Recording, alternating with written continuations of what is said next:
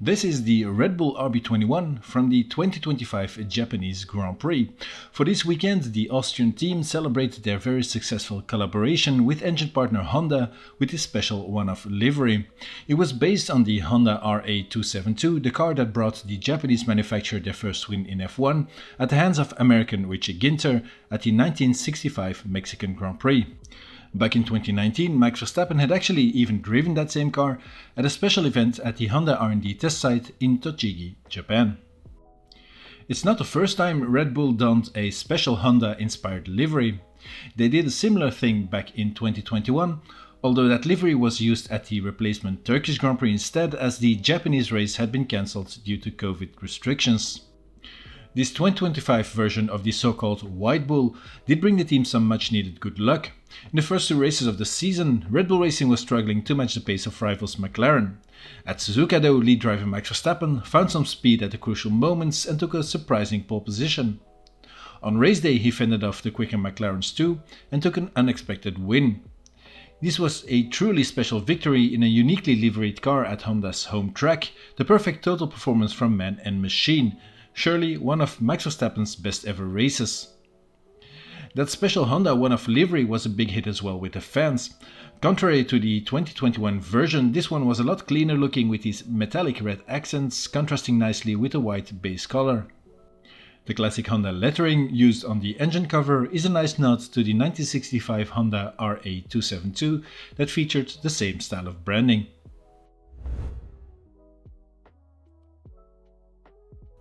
This model car version of the 2025 Red Bull RB21 Japanese Grand Prix winner is made by Spark. It's a Resin 1/18 model and comes in the typical Spark box. They did update their style of packaging just a bit with this larger window at the front now showing off the whole car. These Spark models all come with a base and display case. The packaging contains a lot of protective panels to keep the display case, base and of course the model car safe. On the base underneath the car there are two plastic pouches containing the pit board and the Parc Fermé winner's board. Under the base then is another small pouch with a decal sheet in it. And this is the missing part of the Moe branding for the race winners panel, and it's a bit of a weird way to circumvent the alcohol branding laws on models. The display case itself is a nice and classy addition and gives this model of course a premium feel. Rival brand Mini Champs also made a diecast version of this White Bull. A Verstappen Fanshop edition has also been released. This is basically the Mini Champs version with a few extras like the waving figurine in the car, the different compound for the tires, and the extra markings on the sidewalls. Except for these extras and the packaging, the car itself is no different than the standard release. A budget version of this car by Burago is also available then. As usual, I'm not a fan of these models as they look too toy-like to my taste. Price quality wise they do look okay though, it's just not for me. All the brands that I mentioned have made a 1/18th version of Verstappen's teammate Yuki Tsunoda too of course. This car then has been a popular subject in other scales too, like 1/12 or even 1/8 by Spark. Small scale 1/64 versions are also run by the likes of Burago, Spark or Mini Champs. And I have a special version of the Mini Champs release still sealed in the packaging even.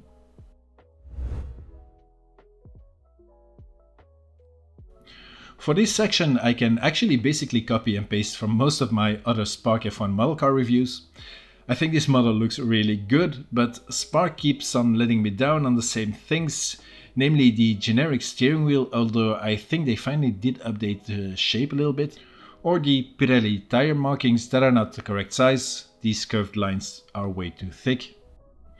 I also think it's a shame they don't make these more textured tire sidewalls too, like Mini Champs does for instance. One more thing then that I don't get more model makers don't add as standard are the tire barcode and the extra markings on the sidewalls. I know I just showed the Verstappen shop version having those extra markings, but that is a special version. It's also a shame these wheel brows here don't have a real cut in them. One pretty strange thing, and it's luckily not too visible then, is this weird support bit next to the driver figurine. I'm sure it's to keep the figurine stable in the car, but this could have easily been solved in a more elegant way. Another thing I think could have been better are all these small rivet hole dimples. They would look so much better being colored in. Finally then, and maybe I'm alone on this one, but I still think when you clearly depict a race car after the race, it should have some dirt on it. I know a lot of collectors don't like finish line models, I get that, but don't have the celebratory after race figurine in the car then. I always found it a weird combination having a finish line car that looks as if it just rolled off the showroom floor.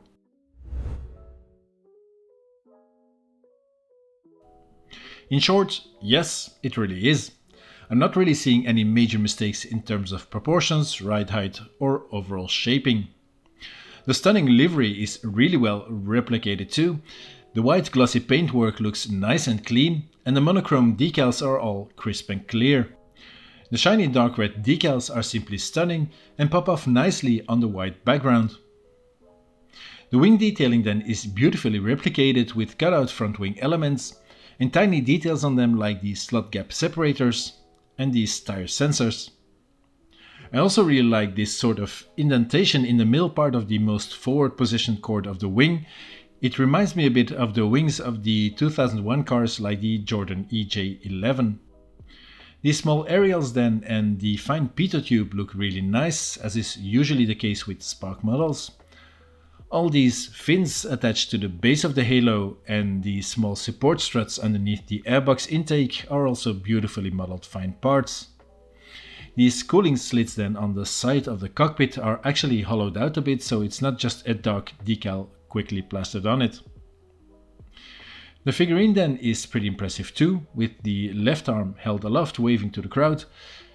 The hand and glove especially are really nicely replicated, and I like the decal on the inside of the palm mimicking the grip texture of the real gloves.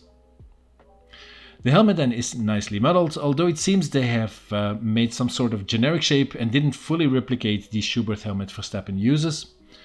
The visor tint is not too bad, and at the front of the helmet there is even a clear chin spoiler attached. The 3D belts with photo-etched buckle parts look great too. The seemingly random shaping of the floor then is really well done. The texture in the plastic mimics the carbon fiber weave.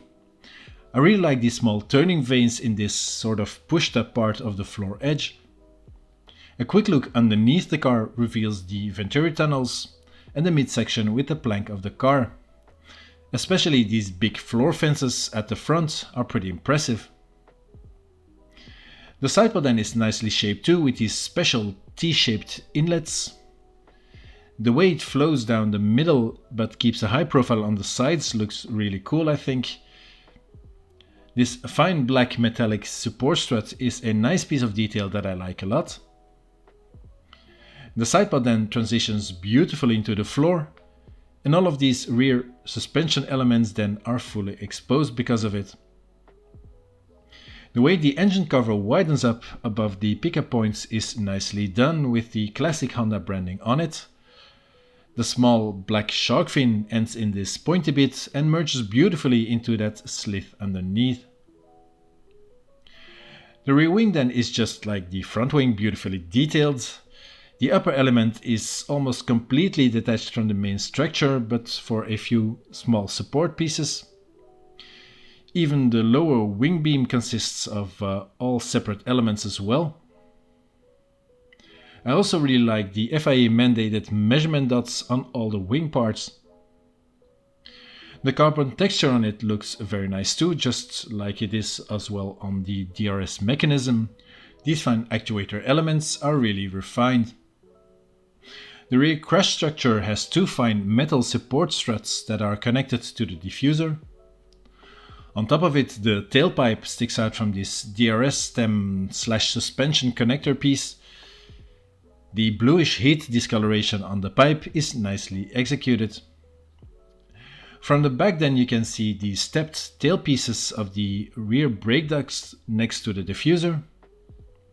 On the rear wing you can see the rear light LED strips on the end plates. Finally then, the wheels and tires don't look too bad.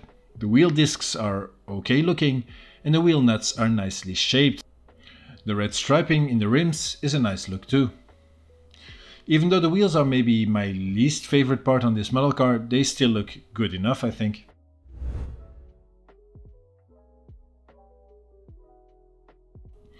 Let's now quickly see then how this car performs in the Invincible wind tunnel.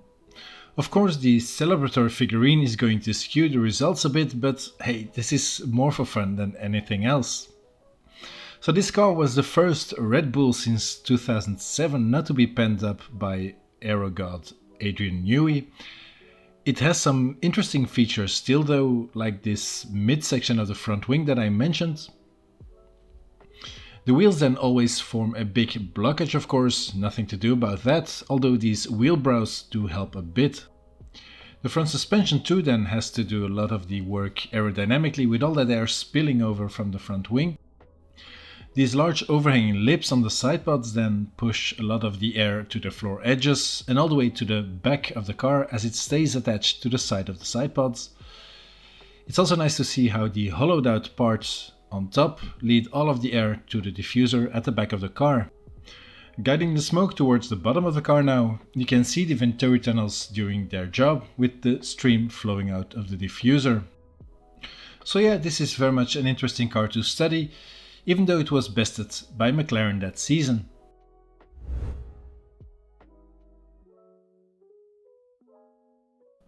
So final thoughts then.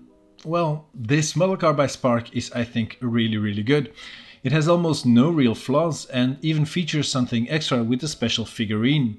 These kind of details were usually reserved for the special webshop editions, but Spark seemingly suddenly decided they could do it too. I've even seen more models coming out with the driver figurine in this celebratory pose, like this Lando Norris 2024 model for instance, although here the arm held aloft is a bit different though. Anyways, this model is everything you can expect from a Spark 118th F1 model these days. It's very nicely modeled, has some fine details that the Mini Champs doesn't have, for instance, like the cutout wing parts, and now also have that special figurine in it. In the past I sometimes felt, although the Mini Champs versions were usually slightly less finely detailed, they look better overall, but for this model this is certainly not the case anymore. I'd go with the Spark version of this car all day. So now, do you agree this is the better model, or do you still see some things in the Mini Champs version that make it a better one for you? Let me know in the comments. Thanks for watching this review video, I hope you enjoyed it. Leave a like if you did, don't forget to sub to the channel if you like my content. Check out my other review videos too, like this one on a Max Verstappen model where I think Mini Champs did a nicer job. In the meantime, take care, and I'll see you again soon in the next one.